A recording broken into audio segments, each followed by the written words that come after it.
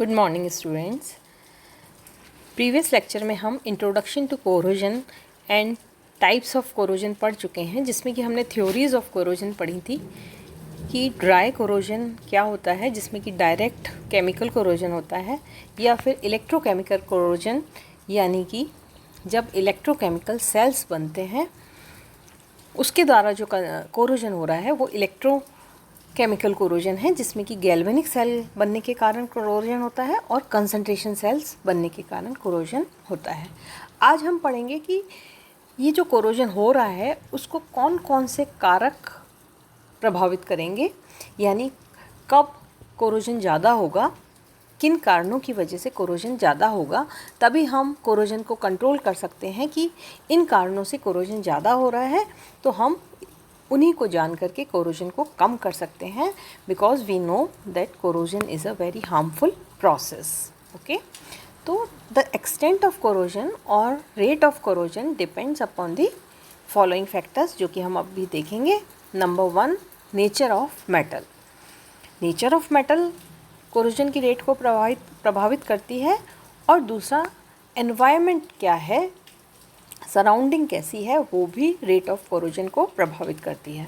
तो हम ये देखते हैं कि किस तरह से नेचर ऑफ मेटल जो है कोरोजन की रेट को प्रभावित करता है कि कोरोजन कब ज़्यादा होगा।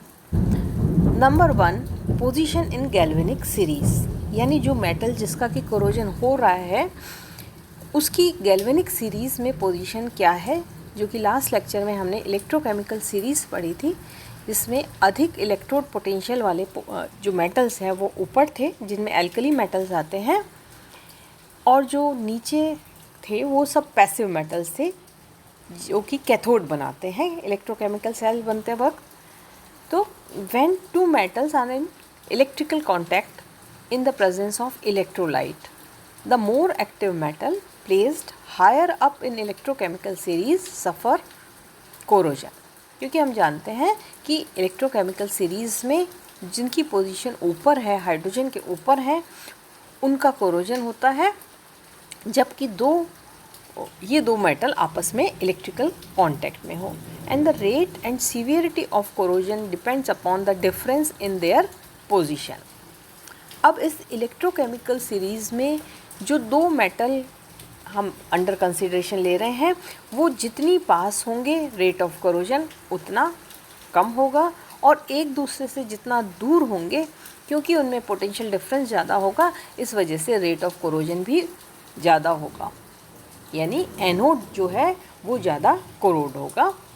कैथोड का कोरोजन नहीं होता इलेक्ट्रोकेमिकल सेल बनते वक्त। तो and greater is the difference the faster is the corrosion of anodic metal, as we know. Nature of metal में ही सेकंड जो पॉइंट है वो है relative areas of the anodic and cathodic parts, कि एनोडिक और कैथोडिक पार्ट का जो एरिया है उसमें कितना डिफरेंस है।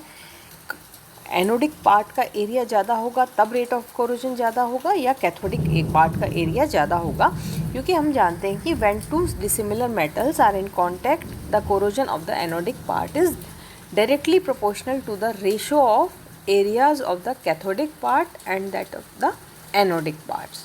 तो इससे हमें पता चलता है कि कैथोडिक पार्ट का एरिया जितना ज़्यादा होगा, एनोडिक पार्ट का एरिया जितना कम होगा, रेट ऑफ कोरोजन भी उतना ज़्यादा होगा।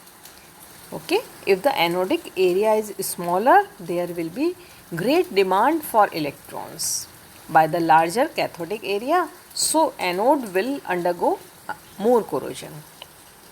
क्योंकि यदि एनोडिक एरिया छोटा है और कैथोडिक एरिया बड़ा है, तो कैथोड पे पहुंचने वाले इलेक्ट्रॉनों की संख्या क्योंकि कम हो रही है, एनोडिक एरिया कम है, इसलिए ग्रेटर डिमांड होगी, और जितनी ज़्यादा डिमांड होगी उस एनोड बने हुए मेटल को बहुत ज़्यादा कोरोड होना पड़ेगा अधिक इलेक्ट्रॉन्स देने के लिए।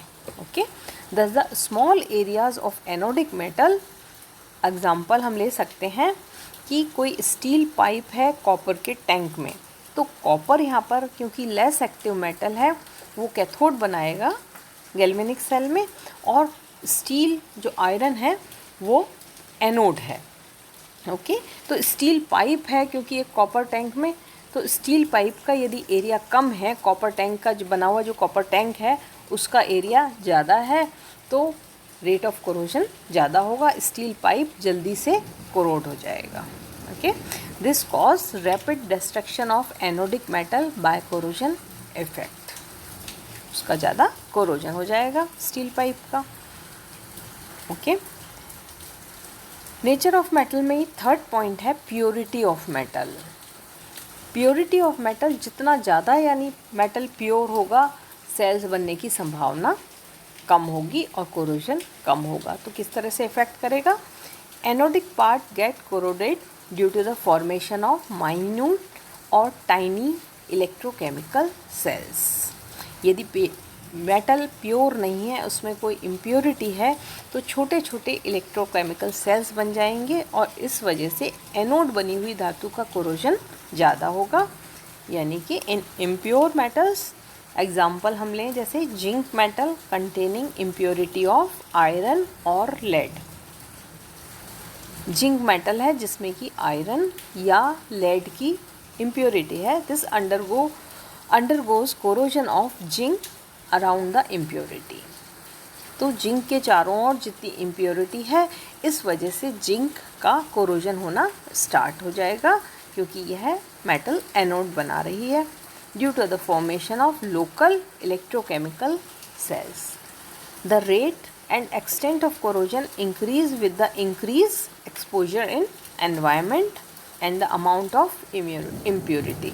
तो जितनी ज़्यादा इम्प्योरिटी होगी, जितना ज़्यादा एनवायरनमेंट में एक्सपोजर होगा, रेट ऑफ कोरोजन भी नेचुरली उतनी ज़्यादा होगी।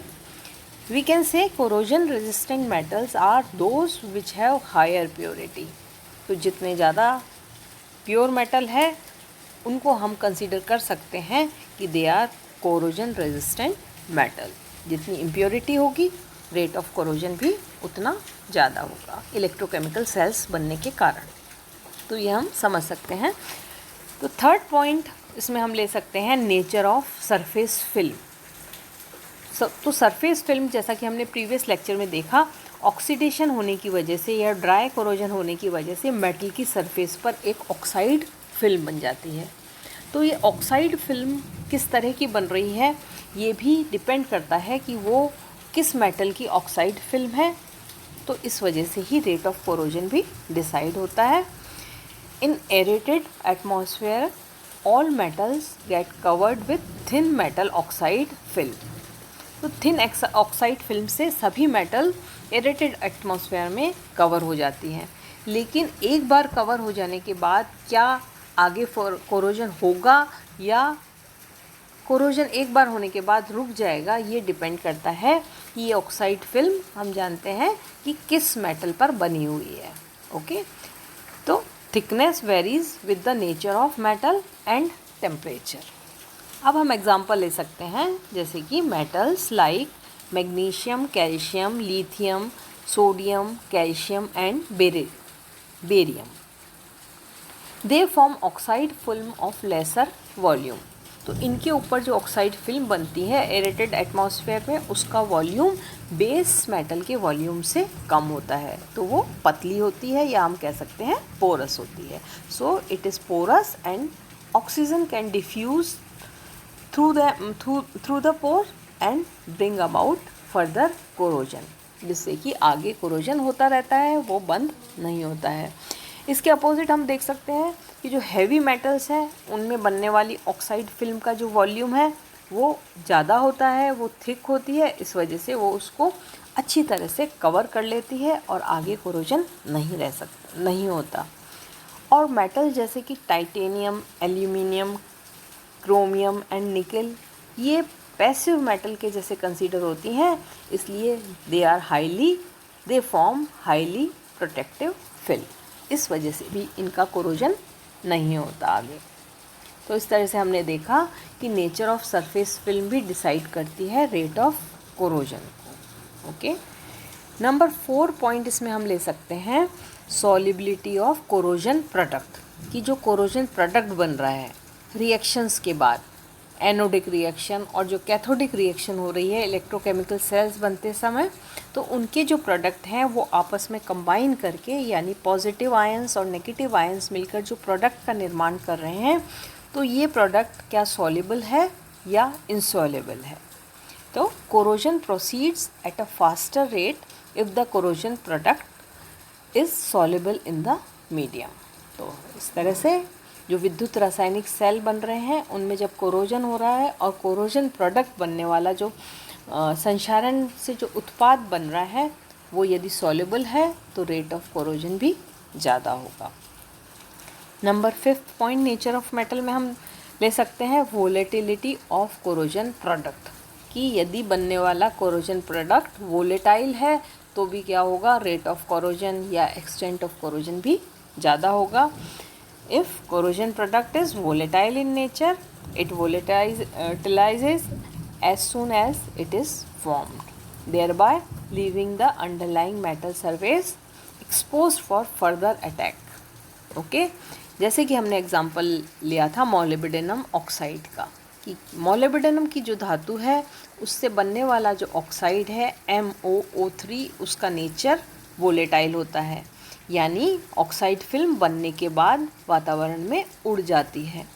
तो उड़ने के बाद क्या होता है कि जो नई मेटल सरफेस है वो वातावरण के कांटेक्ट में आती है, वो ऑक्साइड फिल्म बनाती है, लेकिन वो भी उड़ जाती है, यानी मेटल ऑक्साइड बन के लगातार उड़ता जा रहा है, यानी कि उसका लगातार डिके हो रहा है या कोरोजन हो रहा है।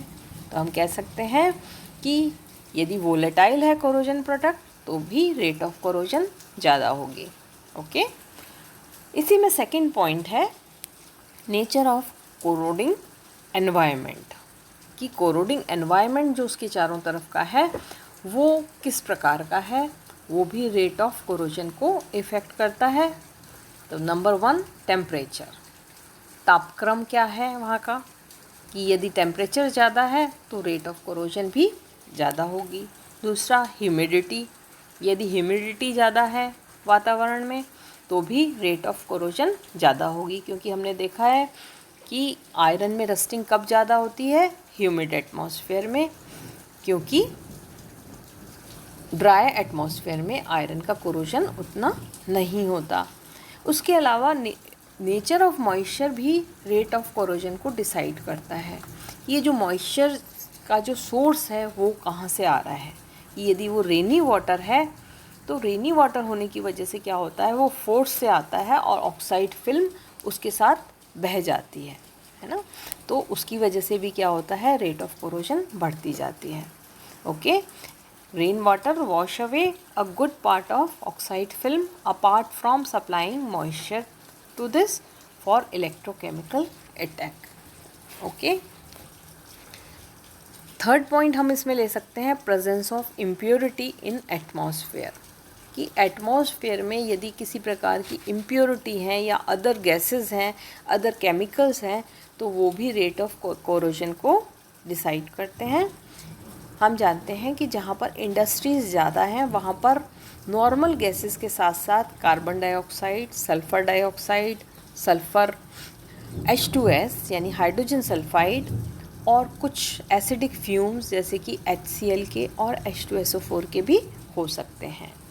दे इंक्रीज़ इलेक्ट्रिकल कंडक्टिविटी, तो इन सब की वजह से क्या होता है, जो चालकता है वो बढ़ जाती है और जिससे कि कोरोजन भी बढ़ जाता है। ओके, लास्ट पॉइंट इसमें हम ले सकते हैं formation of oxygen concentration cell with the increase in the supply of oxygen. यदि ऑक्सीजन ज़्यादा है तो वहाँ पर ऑक्सीजन कंसंट्रेशन सेल्स का निर्माण भी ज़्यादा होगा, बजाय कि जहाँ पर ऑक्सीजन कम है। ओके, तो इस तरह से हमने देखा कि किस तरह से रेट ऑफ कोरोजन या एक्सटेंट ऑफ कोरोजन डिसाइड होता है कि वो मेटल किस तरह की है या जो कोरोडिंग एनवायरनमेंट है वो किस तरह का है। ये दोनों चीज़ें रेट ऑफ कोरोजन को या एक्सटेंट ऑफ कोरोजन को डिसाइड करती हैं। Thank you.